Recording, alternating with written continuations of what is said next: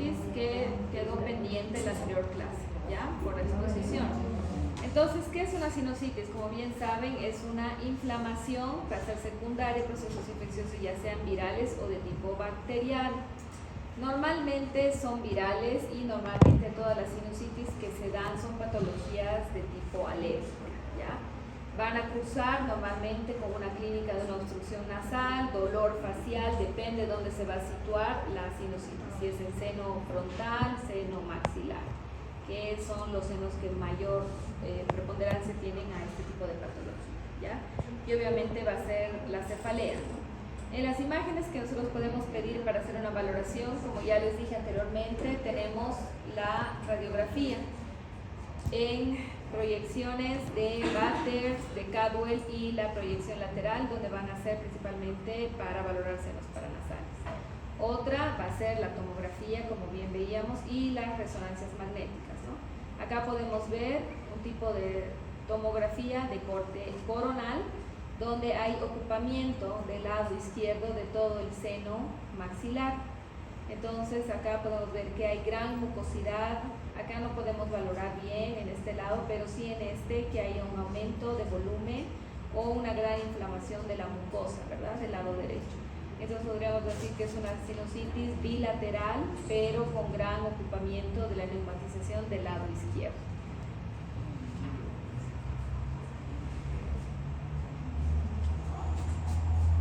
Ya, entonces hablábamos hace rato del tipo de sinusitis, cuando es crónica y cuando es aguda. Miren en la tomografía de tipo axial, como podemos ver. Esta tiene un gran ocupamiento de toda la neumatización y esta todavía no, como veíamos en esta, ¿no? Que es la diferencia. Entonces, cuando son sinusitis ya de tipo crónico, normalmente ya esa mucosidad que tenemos se endura, ¿ya? Y no son patologías que se pueden curar solamente con un antialérgico o con algún fluidificante, sino alguna de estas ya necesitan alguna intervención. No es que se abre los senos paranasales y se extrae, ¿no? Los otorrinos hacen una operación que es como hacer un aspirado de toda esa mucosidad. Depende en qué grado, obviamente, esté la sinusitis, ¿no? Entonces se aspira y se saca toda esa mucosidad que se queda como calcificada a veces y eso causa mucha molestia. Las principales, como les decía, es el dolor, la cefalea intensa y obviamente la congestión nasal, que hay pacientes que incluso no los deja respirar. Ya, como hablábamos de sinusitis alérgica, hay opacificación y expansión de los senos, hay un engrosamiento, obviamente, en la pared, hay imagen hipodensa de la periferia, remodelación y erosión ósea. En la tomografía contrastada podemos ver un realce periférico de la mucosa. Entonces toda esta parte va a estar ocupada por lo que es la mucosidad. Esta es una sinusitis alérgica crónica, porque miren, está ocupado todo, incluso cetritillas etmoidales, y hasta podría pensar que están ocupados también los senos esfenoidales. Entonces, ¿cómo sabemos si hacemos el diagnóstico diferencial de una alérgica o una bacteriana o viral? Primero, en la alérgica va a haber un engrosamiento mucoso frecuente, en la que es infectiva, engrosamiento mucoso paralelo a las paredes.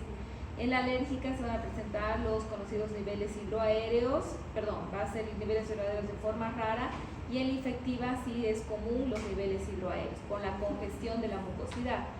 Los cornetes van a estar engrosados en la alérgica y en la infectiva van a estar normales. Pueden o no haber pólipos, que son frecuentes a veces en la alérgica por esa congestión y esa edema que va a ocasionar este tipo de sinusitis, y en la infectiva son normalmente infrecuentes, ¿ya? Hay afectación difusa muy común en la alérgica, y en la infectiva la afectación es más de un seno paranasal, o sea, puede ser maxilar, frontales, hasta esfenoidales, como les decía hace rato. Entonces, entrando a lesiones quísticas, lo que teníamos que ver, quistes de mucosa, son estos, ¿no? Los pólipos o los quistes principalmente, que son igual cavidades que se van a ver, ya sea por una tomografía o exclusivamente por resonancias magnéticas. La resonancia magnética nos va a hacer valoración de todo, la extensión anatómica de cara y senos paranasales. Entonces hay dos tipos, el quiste mucoso que se van a originar por una acumulación de moco principalmente en la línea sinusal como resultado de una obstrucción más frecuente en los senos maxilares, como pueden ver acá, y los quistes de tipo seroso son quistes que son llenos de líquido y van a estar por debajo de la mucosa del seno en región de la base del antro maxilar. Entonces cuando sean mucosos van a haber acumulación de moco principalmente, hay aumento de volumen de la pared. Aquí en un corte axial y un que se ve diferente, ¿no? Entonces podemos ver un ocupamiento, esto es un quiste mucoso por la gran ocupación de la neopatización de todo el seno maxilar. Este es de otro tipo, es de tipo coronal, igual son quistes mucosos. El mucocel son frecuentes en los senos frontales y hay erosión de los septos.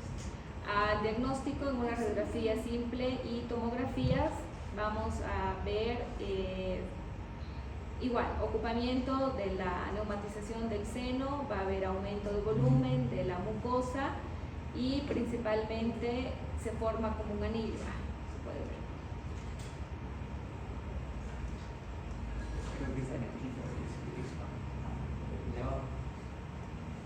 ¿Cuál? Al otro. ¿Este? Creo que se expande. Sí, pero igual. Aquí. Entonces, como pueden ver en la flechita, no voy a mover para que se vean, ¿no? Entre mucocele, que ya les decía, que es la otra imagen de arriba, el de abajo es el mucopiocele, que se da ya cuando este es un proceso que va a estar infectado principalmente, obviamente de tipo bacteriano. Entonces se va a ver un realce como un anillo que está alrededor de toda la lesión y obviamente es por una lesión inflamatoria porque ya llega a ser infectado y ya llega a tener mucosidad, puede llegar a tener hasta incluso secreción dentro, ¿no? Ya, cuando hablamos de pólipos, poliposis, los dos principales son el antrocoanal y el nasosinusal. Entonces, ¿cómo se definen estas patologías? Son enfermedades inflamatorias en las que tiene lugar una degeneración edematosa multifocal o bilateral. Esta degeneración va a provocar la formación de lesiones polipoides que pueden ser lisas, gelatinosas, translúcidas y piriformes, depende de la localización también. Progresivamente van ocupando los meatos etmoidales y hacia las fosas nasales. Normalmente los pólipos son de carácter benigno, ¿ya? Pero obviamente cuando estas patologías empiezan a ser agrandadas, obviamente van a causar una obstrucción de toda la cavidad, ¿no? La vía aérea. Entonces, el tratamiento principal de esto es una remoción de los pólipos porque es una patología benigna, entonces no hay necesidad de mandar esto a hacer un estudio patológico a menos que el paciente lo quiera realizar, ¿no? Pero como son pólipos benignos, se hace una remoción con un aparato que lo hace el otorrino y se saca y ahí termina el problema, ¿no? A veces algunos pacientes han presentado que vuelven a tener como recaídas o poliposis reincidentes, ¿ya? Que vuelven a aparecer. Esto normalmente se da por tipo de alérgicas, entonces hay infecciones frecuentes de tipo alérgica o de tipo bacteriana y empieza a aparecer en la mucosa, a formarse la poliposis. Entonces son complicaciones locales de la sinusitis, lo que les decía. Se van a clasificar principalmente en dos, que es el pólipo solitario y el pólipo nasosinusal. En el solitario no va a estar asociado a procesos alérgicos de atopía, se va a formar como una masa de forma pesada o antrocoanal, que es la más común, y los que son nasosinusales van a estar sí asociados a procesos alérgicos y atopías, ¿ya? Como pueden ver acá, no quiero mover, acá. Entonces esta es una poliposis de tipo solitario y aquí nasosinusal, ¿ya? Entonces la característica, primeramente la localización, las paredes laterales de la cavidad nasal o el techo y los cornetes son los más afectados y normalmente los cornetes mediales. Hablábamos que el síntoma principal es la obstrucción nasal, puede haber o no dolor, cefalea y los ronquidos que son especialmente, ¿no? Entonces si tienen algún familiar o ustedes que roncan mucho, piensen que tengan una poliposis nasal, que a veces no se da como sintomatología de obstrucción nasal a menos que estos sean varios, que sean antrocoanales o que sean nasosinusales, ¿ya? Entonces ahí recién van a causar los demás síntomas. pero que les decía, si hay gran obstrucción nasal es porque estos son grandes y ocupan más espacio. Entonces los hallazgos imagenológicos, como decíamos hace rato, el mejor estudio es la tomografía y se ven imágenes hipodensas con gran ocupamiento de toda la neumatización del seno, no podemos ver otra cosa. Se ven áreas igual que son irregulares y principalmente en esto es la clínica lo que nos va a acompañar, ¿no? Nosotros hacemos un estudio imagenológico para ver exactamente el área afectada, cuánto de seno paranasal está afectando y obviamente cuál es el seno que va a ser afectado. Para eso se pide, ¿no? Para hacer ya de ahí una remoción de esta poliposis. Bueno, estos son tumores que lo vamos a ver después. Y el papiloma invertido sinusal, que son tumores del epitelio benigno de mucosa nasal, donde va a haber una proliferación dentro del estroma adyacente. Esto no lo vamos a ver, no lo vamos a tocar porque esto es más de especialidad, ¿ya? Nada más.